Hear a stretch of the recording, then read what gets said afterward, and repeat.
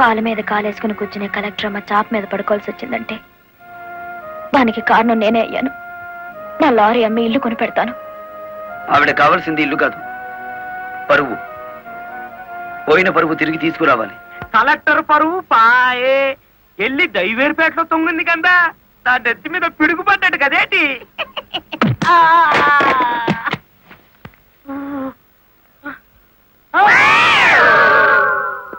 ఎలా ఉంది దెబ్బ? అది పిడికిలా పిడుగా. నిజం చెప్పకపోతే పుచ్చకాయ పగులుతుంది చూసావా, అలా పగులుతుంది నీ తల. ముప్పావుల వాటదారు నొక్కేసి పావుల వాటదారు నన్ను పట్టుకున్నాడేటి బాబు. చెప్పు, కలెక్టర్ గారిని మర్డర్ కేసులో ఇరికించింది ఎవరు? తెలీదు. తెలీదు?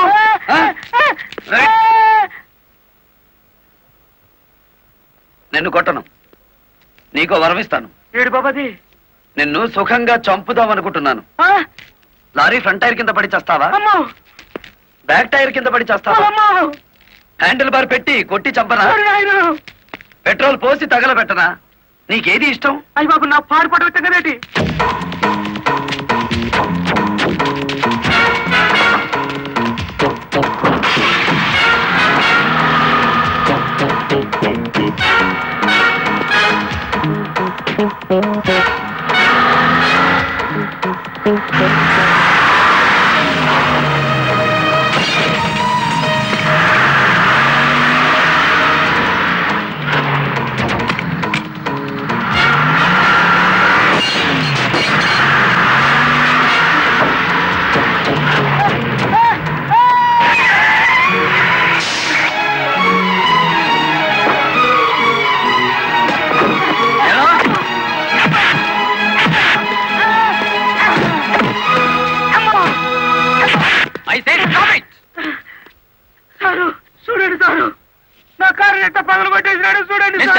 ఎందుకు ఇలా చేశావు? వాడి సెకండ్ హ్యాండ్ కారుని కొడితేనే అంత గించుకుంటున్నాడు.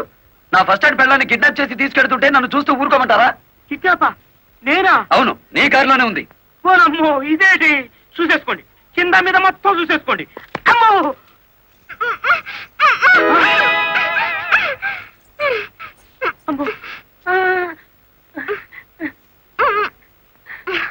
నీ జిమ్మడా ఎలా చచ్చినాడా? నీ చేతి విరిగిపోను. నీకు అక్క చెల్లెలు లేరంట. సమయానికి నా డ్రైవర్ మావ రాకపోతే నా బతికేమయ్యేది. ఎంతో సచ్చినోడా, ఎంతో సచ్చినోడా. అమ్మో, నమ్మకండి ఎస్ఐ గారు. మావా, ఆ నల్లరామూర్తి గాడు పిరికి పంద. పోలీసులు భయపడి మొత్తం చెప్పేస్తాడు. బెయిల్ మీద బయటికి తెచ్చేస్తే వాడి గుండెల్లో రైళ్లు పరిగెడుతుంటే బెయిల్ ఇచ్చేదాకా ఎక్కడ ఆగుతాడు? మరేం చేద్దాం? ఇంకో 10 నిమిషాల్లో పోలీస్ స్టేషన్ లో కరెంటు పోతుంది. 11వ నిమిషం నల్లరామూర్తి గాడి చావు కేక వినపడుతుంది. రే, ఆ ఏరియాలో కరెంట్ తీసేయండి. ఇదేంట్రా, అక్కడ కరెంట్ తీసేయమంటే ఇక్కడ పోయింది? ఊరంతా పోయినట్టుంది. వాడికి భగవంతుడే ముహూర్తం పెట్టేశాడు. నా మఫ్లర్ ఎక్కడ్రా? కొవ్వొత్తి వెలిగించండి.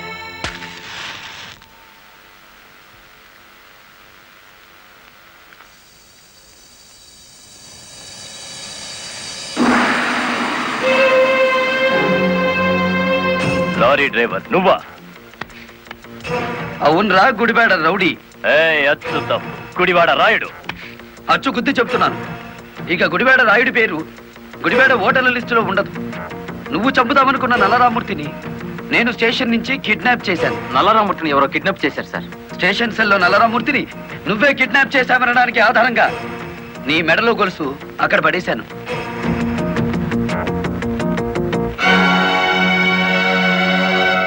ఏ కమిషనర్ ముందు ఎస్పీని కలెక్టర్ని దోషుల్ని చేశావో అదే కమిషనర్ ముందు నిన్నిప్పుడు దోషుని చేశాను. మీ పావల వాటాగాన్ని సాక్షిని చేసి దాచేశాను. రేపు ఉదయం కోర్టులో నోరిప్పే వరకు నల్లరామూర్తి నల్లపూస అయిపోతాడు. రేపు ఉదయం కోర్టు తెరిచే వరకు టైం ఉంది కదరా. ఈలోగా ఎన్నో జరిగిపోవచ్చు.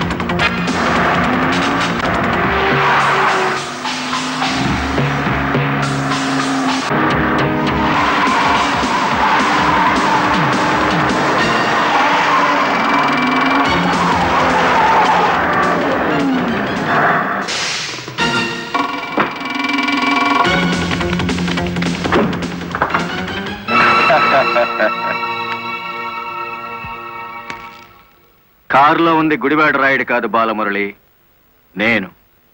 నీ ఆవేశం నిన్ను 120 కిలోమీటర్లు తీసుకొచ్చింది. ఇప్పుడు 6 గంటలైంది. మరో 3 గంటల్లో కోర్టుకు బయలుదేరే నల్లరామ్మూర్తికి గుడివాడ రాయుడు డ్రైవర్ పేటలోనే సమాధి కడతాడు. ఇప్పుడు నువ్వు గెలిచినట్ట, మేం గెలిచినట్ట.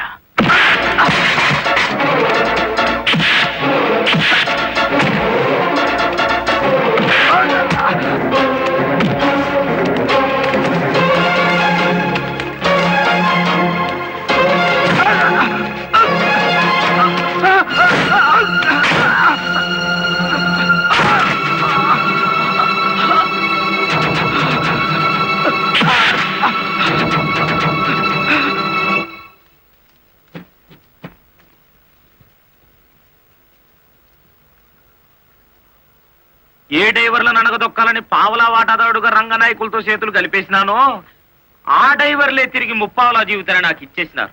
పోలీసుల్లా కాపలా కాపుతో కోర్టుకు తీసుకెళ్తున్నారు. పదండి, ఏ ఒక్కడటం వచ్చినా నేను మీ పక్కనే ఉంటాను. నిజమే చెప్తాను, పదండి.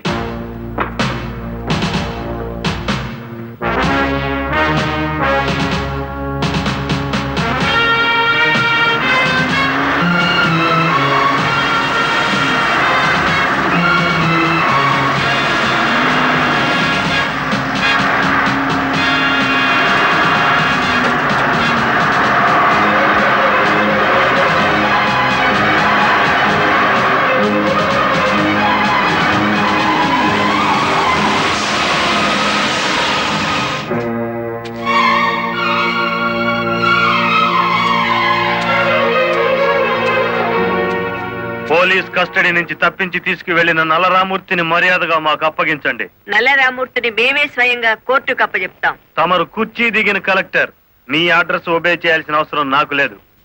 ఇంకో 2 గంటల్లో ఆ కుర్చీలో కూర్చోబోతున్నది నేనే. అప్పుడు సెల్యూట్ కొట్టడానికి నీకు ఈ ఉద్యోగం కూడా మిగిలుండదు.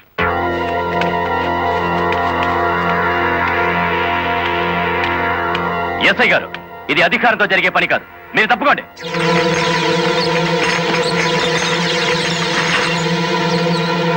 అమ్మా, మీరు తప్పకుండా అమ్మా. ఇది మేము తెలుసుకోవాల్సిన విషయం.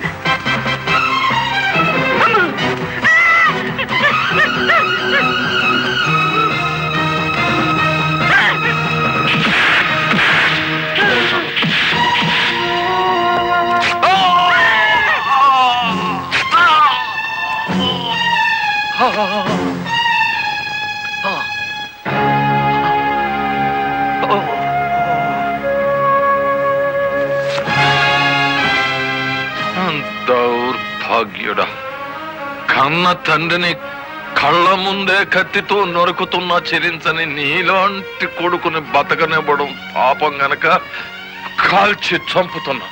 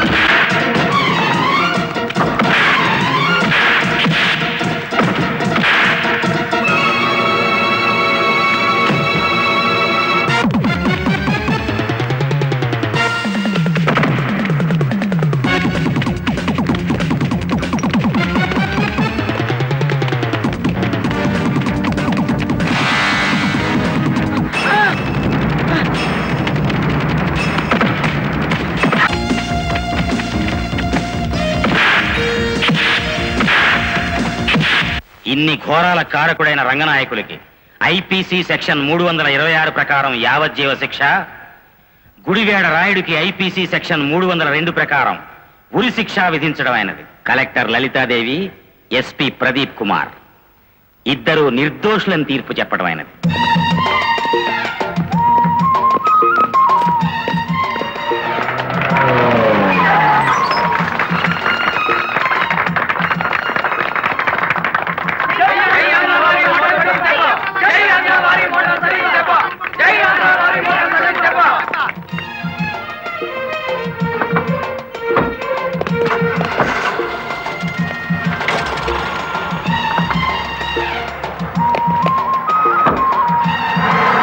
మామా, గవర్నమెంట్ కారెక్కి కలెక్టర్ అమ్మా, పోలీస్ కారెక్కి ఎస్పీ గారు వాళ్ళ డ్యూటీ మీద వాళ్ళు వెళ్ళిపోయారు. నా లారీ ఎక్కి మన డ్యూటీ మనం చేసుకున్నాం పాదా. ఇంకా నీ లారీ ఏమిటి? మన లారీ.